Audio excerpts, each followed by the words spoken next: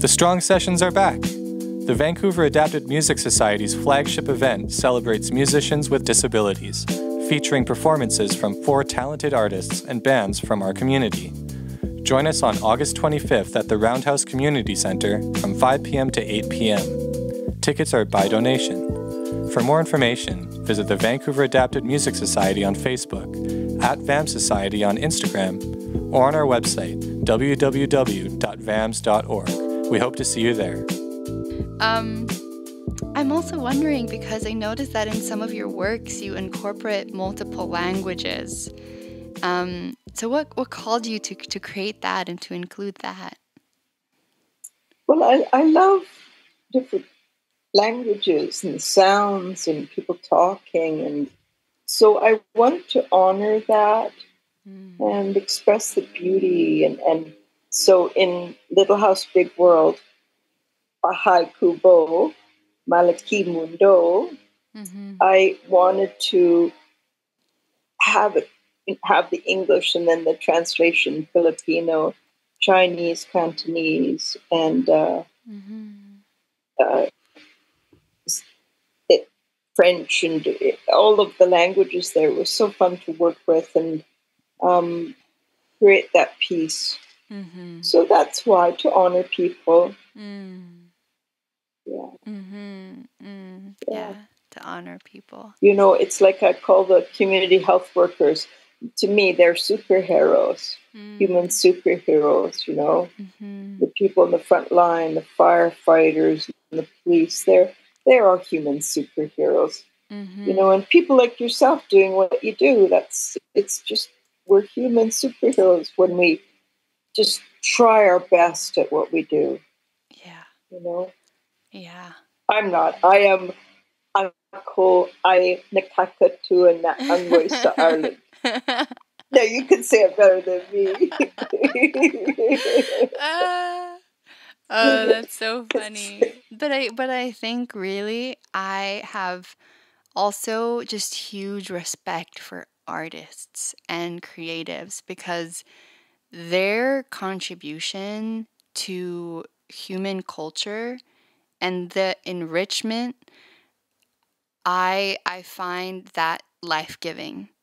I find that to be something that initiates us to go deeper with ourselves and to really see what is it about this piece of work that either activates me emotionally, or is there a resistance that I feel, and what is it about this resistance? Where does this resistance come from? And that's why I love the work like folks like you do, where you also allow and imagine a new world of possibilities.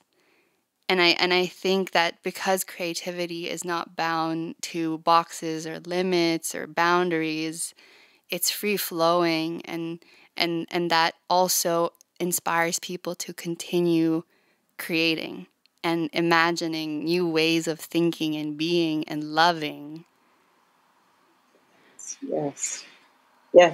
That's why music industry, it's oxymoron in a way, those two words. Music is so feeling and fulfilling and spiritual and insightful, and then there's industry. And it's a difficult field, you know, because everyone has to make a living at it.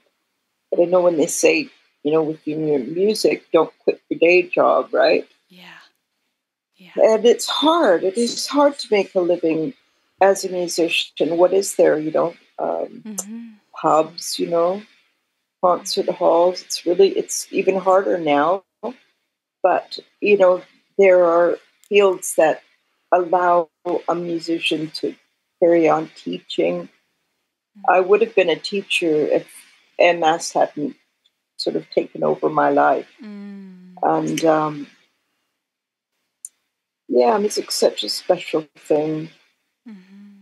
It's really fulfilled me very much in my life. And I hope given people like yourself and others, you know, fulfillment.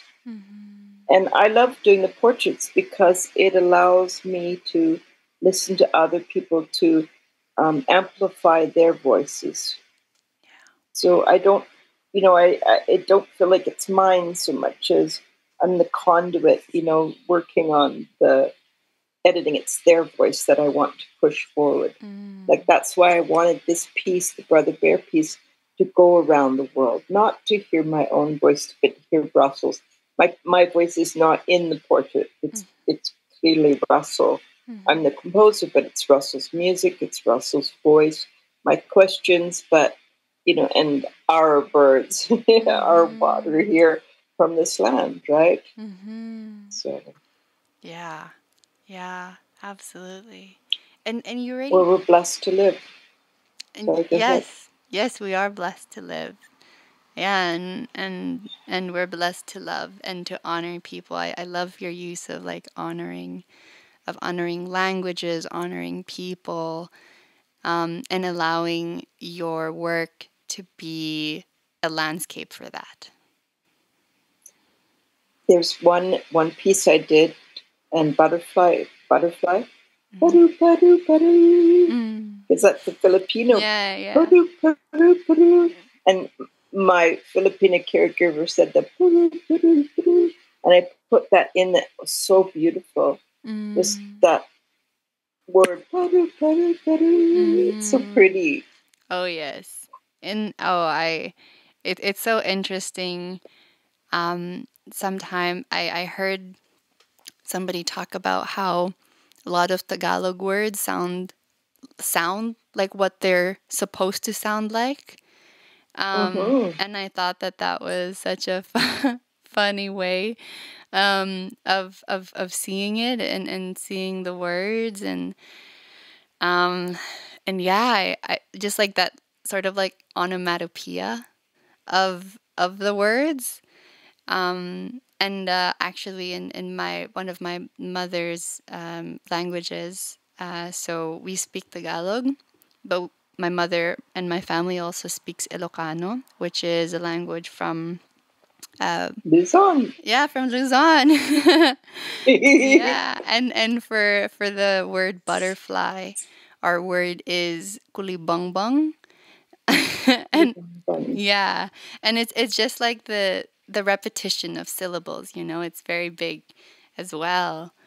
Yeah, it sounds like the flapping wings. Yeah, exactly. I love exactly. And what's that song?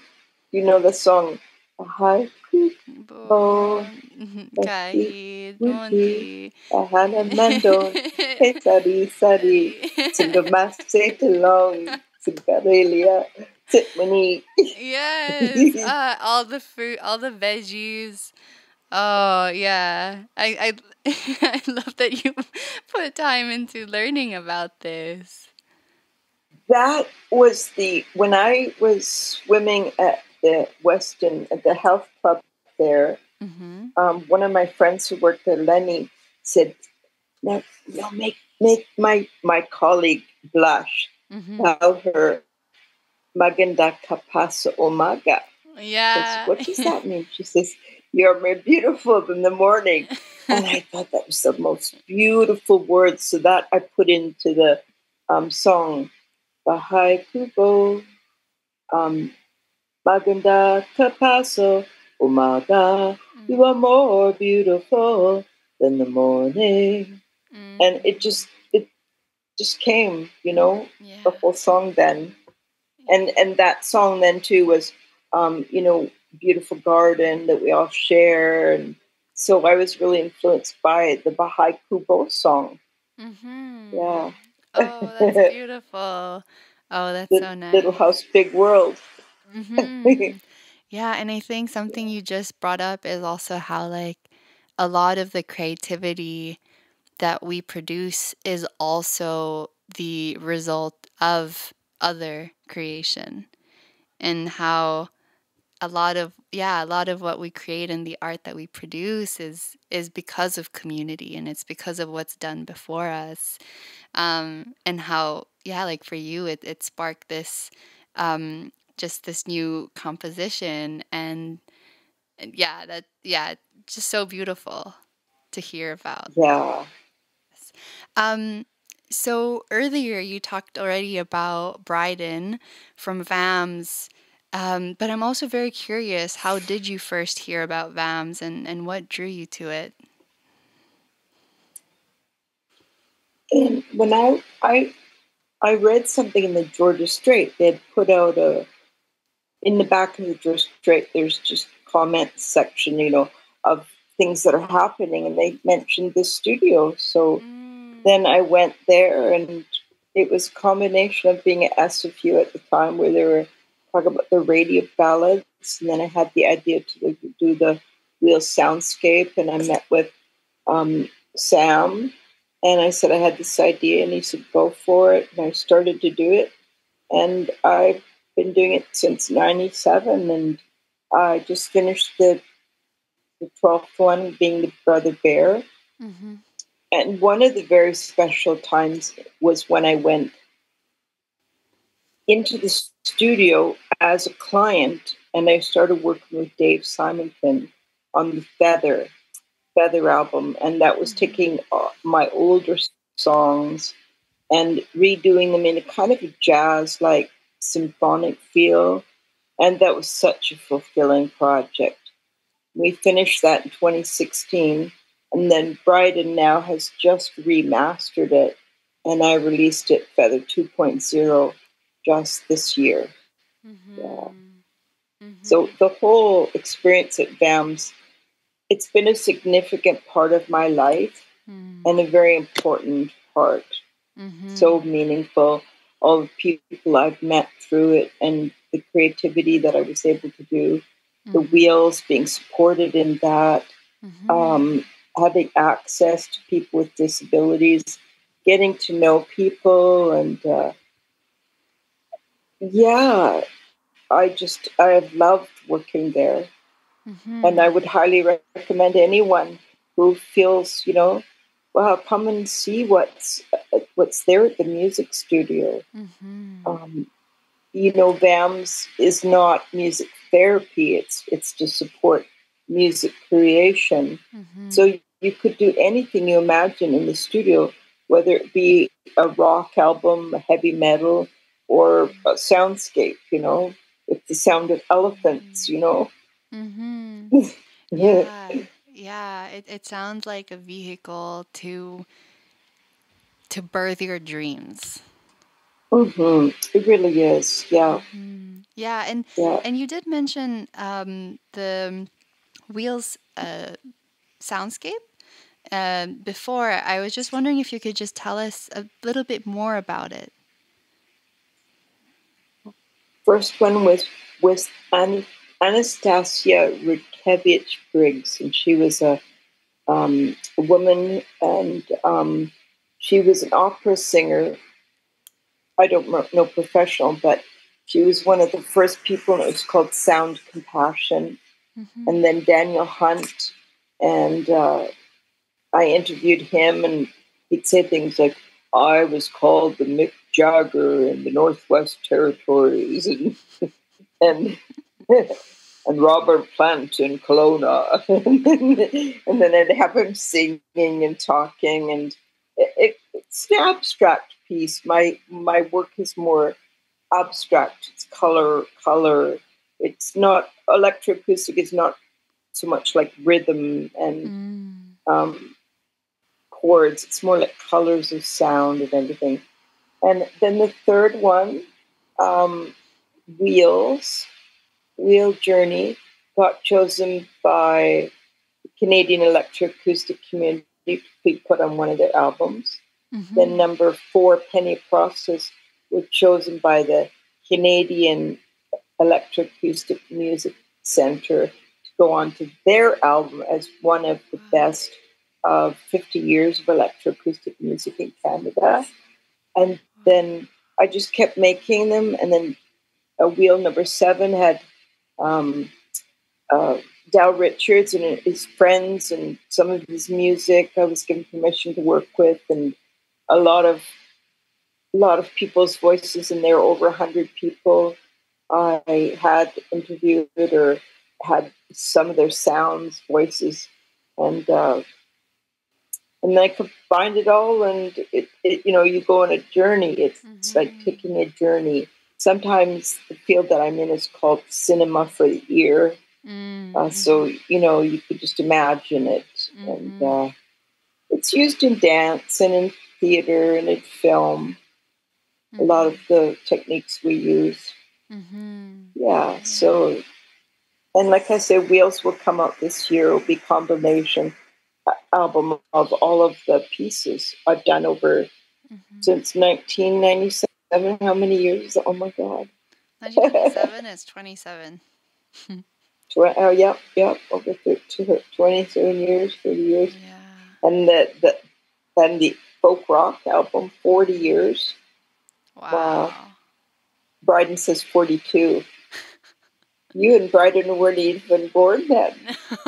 No, we weren't. Oh, wow. And it's so funny to hear those pieces because they're so young, like the folk rock, Sadie on open wings, touches down on your morning. It's very idealistic, right? I still have that, but it's kind of like, okay. Yeah. So, yeah. Oh, wow. A bit more realistic. Yeah. It really sounds like music and going into soundscape composition has really brought a lot of meaning into your life. Very much so, yeah. Yeah. Oh, that's so beautiful. That really is so beautiful. And as we come to the end of our conversation, I'm also just wondering. Well, I know the current project that you're working on is bringing together the old cassette tapes and creating like a mix of that. But I'm wondering what else are you working on, or where are you right now in this career, I guess? Well, I've just finished the Brother Bear composing that, so I'm sending that out to different calls for sound art and electroacoustic music around the world. I have one called now for Argentina, so hopefully they'll accept it, and that'll be another continent. And the compositions with Bryden, really, that's my focus right now. It's going, I go every Friday, and it's quite lovely. And working there. Oh, lovely. I guess more of the same. Yeah. Oh, that's beautiful. And is there anything else you'd like to share with us today? No, except to say salamat po. Walang anuman. You are so welcome. And thank you for coming on here and sharing your story and just sharing this vibrant light. It was such a pleasure to talk with you today and to get to know you more and your work, especially through your eyes, because I'm sure it's a different experience if I were to experience it on my own. But it's always nice to hear where it came from. Oh, thank you so much. It was so nice. This podcast is brought to you by the Vancouver Adapted Music Society. Since 1988, VAMS has been supporting and promoting musicians with disabilities in Metro Vancouver through various programs, including music lessons, recording projects, and live performance opportunities. To learn more about us, visit our website at www.vams.org, at VAMS Society on Instagram, the Vancouver Adapted Music Society on Facebook, or email us at info@vams.org. Thanks for listening.